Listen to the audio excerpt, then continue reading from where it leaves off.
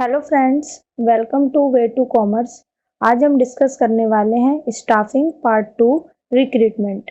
आज के इस वीडियो में हमारा टॉपिक होगा concept and sources of recruitment. तो आइए वीडियो को स्टार्ट करते हैं। सबसे पहले हम रिक्रूटमेंट के कॉन्सेप्ट को समझते हैं कि रिक्रूटमेंट क्या होता है। ऑर्गेनाइजेशन में, हमारी कंपनी में जितनी भी पोस्ट होती हैं जो खाली होती हैं, जिनके ऊपर अभी तक किसी को भी अपॉइंट नहीं किया गया होता है, उन पर पर्सन्स को अपॉइंट करना, लोगों को अपॉइंट करना, वो प्रोसेस हमारा कहलाता है रिक्रूटमेंट। एक तरह से देखा जाए तो रिक्रूटमेंट जो है वो पॉजिटिव प्रोसेस होता है, क्योंकि इसमें जो भी एफर्ट्स लगाए जाते हैं, जो भी कोशिशें की जाती हैं, वो इसलिए की जाती है ताकि ज़्यादा से ज़्यादा लोग जो हैं वो अपने एप्लीकेशन सबमिट कराएं। ऑर्गेनाइजेशन में जो भी पोस्ट खाली है उसके लिए ज़्यादा से ज़्यादा लोग अपने एप्लीकेशन सबमिट कराएं, ताकि उनमें से अच्छे कैंडिडेट को, क्वालिफाई कैंडिडेट को सेलेक्ट करना जो है वो कंपनी के लिए आसान हो जाए। इसलिए रिक्रूटमेंट को एक पॉजिटिव प्रोसेस कहते हैं, क्योंकि ये ज़्यादा से ज़्यादा लोगों को ऑर्गेनाइजेशन की तरफ अट्रैक्ट करता है। तो इसीलिए रिक्रूटमेंट एक ऐसा प्रोसेस है जिसमें एम्प्लॉयज़ को जो भी अलग अलग पोस्ट हैं उनके लिए ढूंढा जाता है और उनको इनकरेज किया जाता है, मोटिवेट किया जाता है कि वो ऑर्गेनाइजेशन में उस पोस्ट के लिए अप्लाई करें। नेक्स्ट टॉपिक अब हमारा आता है सोर्सेस ऑफ रिक्रूटमेंट। रिक्रूटमेंट कितने टाइप्स के होते हैं, कितने तरह से होते हैं? दो सोर्सेस होते हैं रिक्रूटमेंट के। एक होता है इंटरनल सोर्सेस, एक होता है एक्सटर्नल सोर्सेस। इंटरनल सोर्सेस को हम रिक्रूटमेंट विद इन ऑर्गेनाइजेशन भी कहते हैं और एक्सटर्नल सोर्सेस को हम रिक्रूटमेंट फ्रॉम आउटसाइड भी कहते हैं। इनको हम एक एक करके आगे समझते हैं। Next is internal sources. सबसे पहले इंटरनल सोर्सेस के कॉन्सेप्ट को समझ लेते हैं। इंटरनल सोर्सेस का मतलब होता है कि जो भी हमारी ऑर्गेनाइजेशन के अंदर हमारे पास सोर्सेस हैं, उसके थ्रू, उसके जरिए रिक्रूटमेंट करना। इसीलिए इसको रिक्रूटमेंट विद इन ऑर्गेनाइजेशन भी कहा जाता है। जो भी ऑर्गेनाइजेशन में पोस्ट खाली होती हैं, उन पे जो भी एम्प्लॉयज अपॉइंट किए जाते हैं वो ऑर्गेनाइजेशन के अंदर से ही होते हैं, बाहर से लोगों को नहीं लिया जाता है। और अंदर से अपॉइंट करने के लिए तरीके क्या क्या होते हैं? जैसे ट्रांसफ़र कर दिया, एक पोस्ट से दूसरे पोस्ट पे एम्प्लॉय को शिफ्ट कर दिया जो जगह खाली थी। प्रमोशन हो गया कि अच्छी प्रोग्रेस थी, उसकी रिपोर्ट अच्छी आई थी तो उसको प्रमोट करके जो है लोअर रैंक से हायर रैंक पे आगे बढ़ा दिया, प्रमोशन कर दिया। तो इस तरह से जो इंटरनल सोर्सेस हैं वो हमारे ऑर्गेनाइजेशन के अंदर के ही सोर्सेस होते हैं, जो जितने भी वैकेंट पोस्ट हैं उसको फिल करने के लिए यूज किए जाते हैं। अब हम इंटरनल सोर्सेस के आगे मेरिट्स देखते हैं कि इनके हमें फ़ायदे क्या क्या होते हैं। जैसे increase in motivation, cheapest source, no hurdle in work, industrial peace, easy selection. ये तो एक ओवरव्यू था, एक एक करके समझते हैं। First is increase in motivation. जब भी ऑर्गेनाइजेशन में एम्प्लॉयज़ को इंटरनल सोर्सेज के थ्रू रिक्रूट किया जाता है तो इससे क्या है, उनका मोटिवेशन इंक्रीज होता है। मोटिवेशन क्यों इंक्रीज होता है?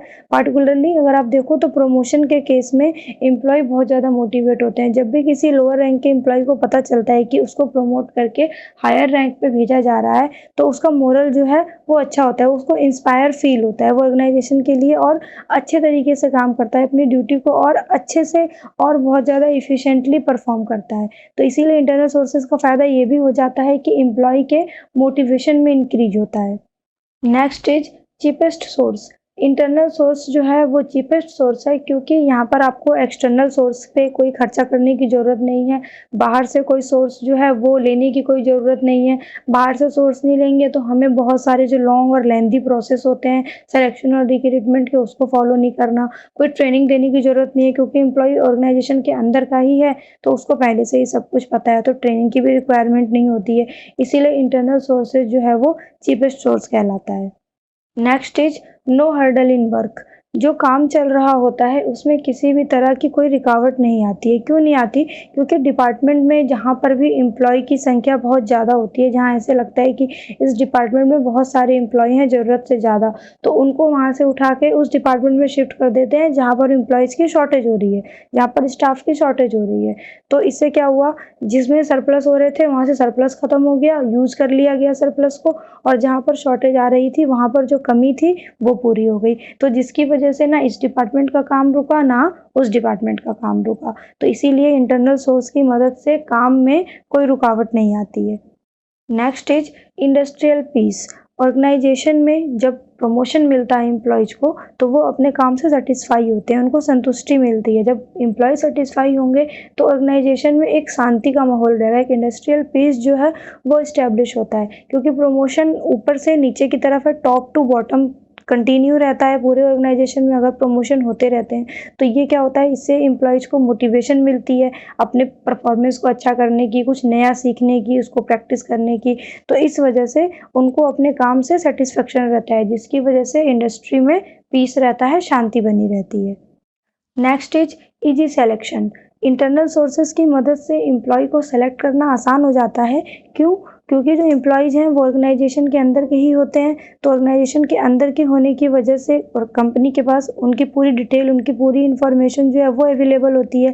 तो इसलिए जो रिस्क होता है, एक डर होता है कि पता नहीं बाहर से एम्प्लॉय लेंगे तो नया एम्प्लॉय कैसा आएगा, कहीं वो कोई चीटिंग ना करे, कहीं वो कोई धोखाधड़ी ना करे, तो ये चीज़ें ख़त्म हो जाती है। हायर पोस्ट के लिए पहले से ही ऑर्गेनाइजेशन को अपने एम्प्लॉय के बारे में इन्फॉर्मेशन होती है, तो हायर पोस्ट के लिए आसानी से एम्प्लॉय को सेलेक्ट कर सकते हैं।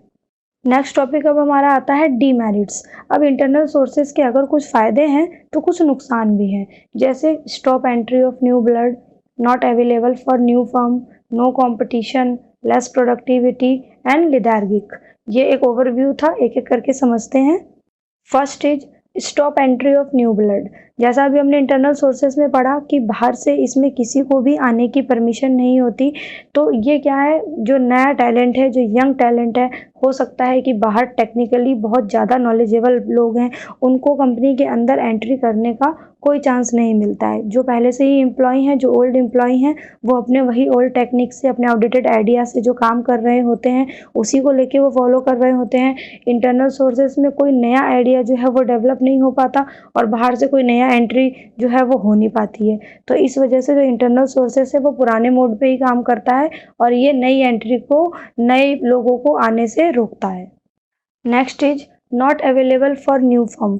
इंटरनल सोर्स का जो मेथड है ये सिर्फ पुराने ऑर्गेनाइजेशन ही अडॉप्ट कर सकते हैं, क्योंकि उनके पास ही पहले से एम्प्लॉय होते हैं, एम्प्लॉयज़ के बारे में उनके पास इंफॉर्मेशन होती है, तो इसीलिए वो अपने अंदर के एम्प्लॉय को आगे प्रमोट कर सकते हैं, ट्रांसफ़र कर सकते हैं।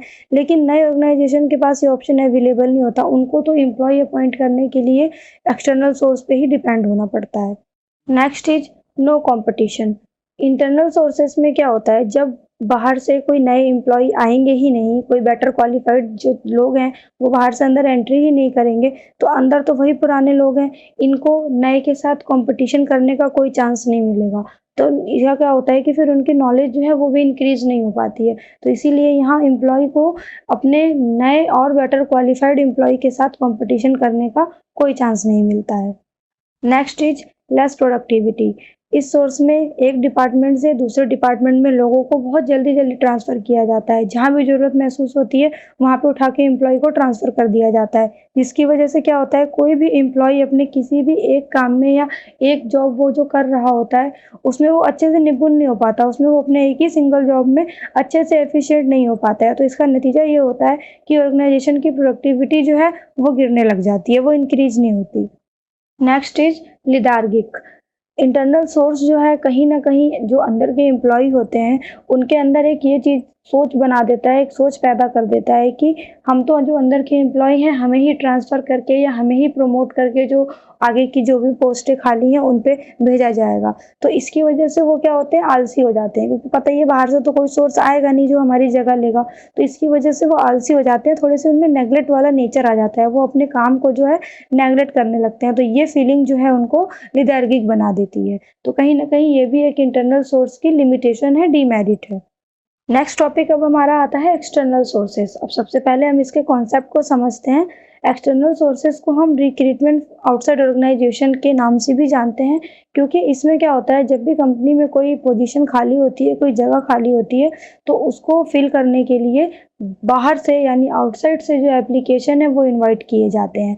इसमें आपका आ जाता है डायरेक्ट रिक्रूटमेंट है, मीडिया एडवर्टाइजिंग, एम्प्लॉयमेंट एक्सचेंज के थ्रू, कैंपस रिक्रूटमेंट के थ्रू, कैजुअल कॉलर्स होते हैं। तो ऐसे बहुत सारे मोड होते हैं जो आपके एक्सटर्नल सोर्सेस में आते हैं। ऑर्गेनाइजेशन क्या करती है, कभी-कभी मीडिया को एक अच्छा मीडियम समझती है, तो उसके थ्रू जो अपनी वैकेंसी निकाल देती है, लोगों को पता चल जाता है, लोग आके अप्लाई करने लगते हैं।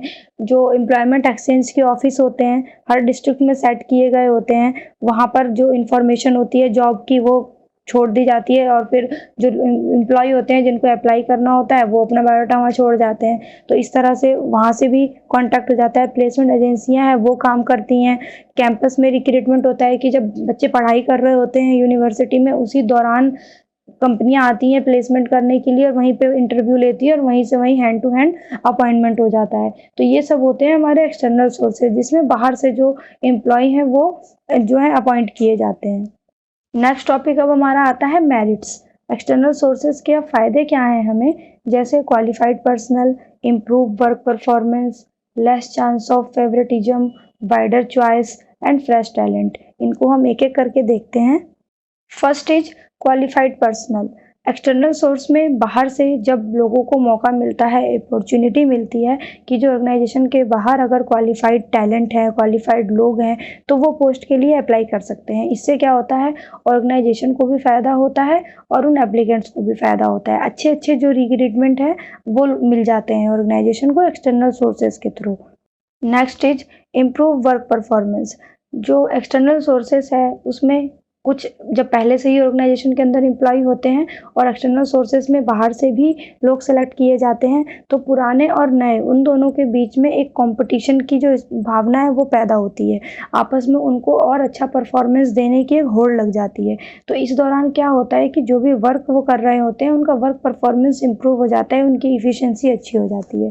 तो इसीलिए एक्सटर्नल सोर्सेज जो है वो वर्क परफॉर्मेंस को इम्प्रूव करने में भी मदद करता है। Next is less chance of favouritism. External sources में बाहर से सारे नए फेस ऑर्गेनाइजेशन में आते हैं। सारे एप्लीकेंट जो हैं वो मैनेजर के लिए नए होते हैं, मैनेजर किसी को भी नहीं जानता पहले से, तो पर्सनल बियास का चांस ही नहीं होता। वो फेवरेटिज्म का यहाँ पे कोई चांस ही नहीं रह जाता कि वो जानता है ही नहीं बाहर से किसी को, तो फिर वो किसी को सपोर्ट भी नहीं कर सकता, किसी की साइड भी नहीं ले सकता। तो इसीलिए यहाँ पर फेवरेटिज्म के चांसेस कम होते हैं। Next is wider choice. Wider choice का मतलब हो गया कि जो एप्लीकेंट्स होते हैं वो बहुत ज़्यादा नंबर में, बहुत ज़्यादा क्वांटिटी में ऑर्गेनाइजेशन को मिलते हैं, क्योंकि जितनी भी ऑर्गेनाइजेशन वैकेंसी निकालती है उस पे पता नहीं कितने गुना लोग जो हैं वो अप्लाई करते हैं। तो मैनेजर को पास बहुत सारे जो हैं ऑप्शन अवेलेबल हो जाते हैं कि उनके बीच में से वो मोस्ट टैलेंटेड पर्सन को छाँट सकता है, रिक्रूट कर सकता है, उसकी सारी कैपेबिलिटी को अच्छे से एग्जामिन कर ले, उसके सारे टैलेंट को अच्छे से परख ले जिन्होंने भी अप्लाई किया है। उसके पास बहुत सारे ऑप्शन अवेलेबल होते हैं, तो इसीलिए यहाँ पर वाइडर चॉइस होता है। Next is fresh talent. External sources के थ्रू जो ऑर्गेनाइजेशन है उसमें लोग बाहर से आते हैं, तो नए आइडियाज़ लेके आते हैं। आज के ज़माने के मॉडर्न आइडियाज़ जो हैं वो लेके आते हैं, नई टेक्नोलॉजी के बारे में उनको नॉलेज होती है। तो इन सब नए आइडियाज़, नए टेक्नोलॉजी, नए टैलेंट, इन सब का फ़ायदा किसको होता है, कंपनी को होता है। कंपनी की जो वर्क इफ़िशिएंसी है वो अच्छी होगी। जब वर्क इफ़िशिएंसी इंप्रूव होगी तो ऑब्वियस है कि जो कंपनी का रेपुटेशन है वो भी इंक्रीज होगा। तो इसीलिए यहाँ पर फ्रेश टैलेंट मिल जाता है।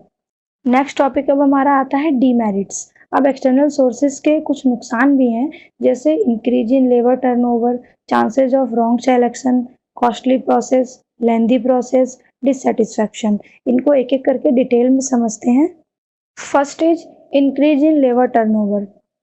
इसमें क्या होता है, जब एम्प्लॉइज़ को पता चलता है कि उनको फ्यूचर में कोई प्रमोशन नहीं मिलेगा, उनकी जगह पे जो पहले से काम कर रहे होते हैं उनको पता चल जाता है कि उनकी जगह पे तो ऑर्गेनाइजेशन जो है वो बाहर से लोग ले लेगी, बाहर से लोगों को अपॉइंट कर लेगी और प्रमोशन के कोई चांसेस नहीं है। तो वो क्या होता है, पहली बार में ही ऑर्गेनाइजेशन को छोड़ के भागने लगते हैं, वो नौकरी छोड़ के जाने लगते हैं, जिसकी वजह से लेबर टर्नओवर की रेट जो होती है वो बढ़ने लगती है। इसका कहीं न कहीं ऑर्गेनाइजेशन के ऊपर नेगेटिव इफ़ेक्ट पड़ता है।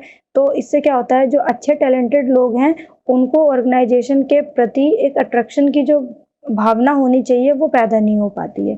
तो ये नुकसान है एक्सटर्नल सोर्सेज का कि इसकी वजह से लेबर टर्नओवर इंक्रीज होता है। Next is chances of wrong selection. Wrong selection के चांसेस इसलिए हो जाते हैं क्योंकि जो भी एम्प्लॉय है उनके बारे में कंप्लीट इन्फॉर्मेशन ऑर्गेनाइजेशन के पास पहले से नहीं होती। एक्सटर्नल कैंडिडेट्स के बारे में कंपनी को कुछ नहीं पता होता, तो वो जो आके अप्लाई करते हैं उसी के बेस पे उनको आगे सेलेक्ट किया जाता है, रिक्रूट किया जाता है।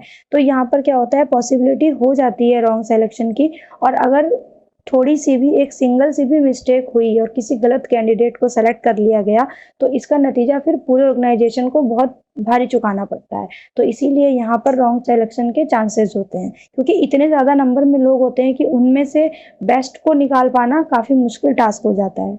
Next is costly process. External process जो है, एक्सटर्नल सोर्सेस एक कॉस्टली प्रोसेस है, क्योंकि इसमें एडवर्टाइजमेंट भी होता है, पोस्ट के लिए एडवर्टाइजमेंट दिया जाता है और काफ़ी लंबा सिलेक्शन का प्रोसेस जो है वो फॉलो करना होता है। उसके बाद जो कैंडिडेट सेलेक्ट करके लेके आए गए हैं उनको काम से रिलेटेड ट्रेनिंग दी जाती है, तो उस ट्रेनिंग पे भी खर्चा आता है। तो इस तरह से ओवरऑल एक्सटर्नल सोर्सेज जो है एक कॉस्टली प्रोसेस है। Next is lengthy process. External source of recruitment एक लेंदी प्रोसेस है, क्योंकि इसमें सबसे पहले पोस्ट से रिलेटेड जो है एडवर्टाइजमेंट निकाला जाता है, विज्ञापन दिया जाता है। उसके बाद एप्लीकेशन के लिए वेट करते हैं कि लोग अब एडवर्टाइजमेंट को देखेंगे, फिर एप्लीकेशन फिल करेंगे, फिर फिल करके वो ऑर्गेनाइजेशन में सबमिट कराएंगे, उसके बाद उनका सिलेक्शन किया जाएगा। तो इन सब प्रोसेस को फॉलो करने में काफ़ी टाइम निकल जाता है। तो इसीलिए एक्सटर्नल सोर्स जो है कॉस्टली प्रोसेस भी है और लेंदी प्रोसेस भी है। Next is dissatisfaction. जो ऑर्गेनाइजेशन में पहले से पुराने एम्प्लॉयज़ काम कर रहे होते हैं, उनके अंदर कहीं न कहीं डिससैटिस्फैक्शन आता है, क्योंकि बताया अभी हमने पहले भी पढ़ा कि जब उन्हें ये पता चल जाता है कि जो नया टैलेंट अगर उनकी जगह पे आगे जाके आ जाएगा और उनके प्रमोशन के कोई चांसेस नहीं है, तो इससे उनका जो मोरल है वो नेगेटिवली इफ़ेक्ट होता है। जब मोरल डाउन होने लगता है तो काम करने की जो पहले वाली बात थी वो नहीं रह जाती, वो फिर अपना पूरा एफर्ट नहीं लगाते, अपनी पूरी फुल डेडिकेशन के साथ काम को नहीं करते हैं। तो इसलिए एक्सटर्नल सोर्स की वजह से एम्प्लॉयज़ में डिससैटिस्फैक्शन आता है। Thank you for watching my video. अगर आपको ये वीडियो पसंद आया तो इसे ज़रूर लाइक करें, ज़्यादा से ज़्यादा इसे दोस्तों के साथ शेयर करें और आने वाले टॉपिक्स के अपडेट्स के लिए चैनल को सब्सक्राइब करें। अब हम मिलेंगे अपने नेक्स्ट वीडियो में, जिसमें हम पढ़ेंगे स्टाफिंग पार्ट 3 सिलेक्शन के बारे में।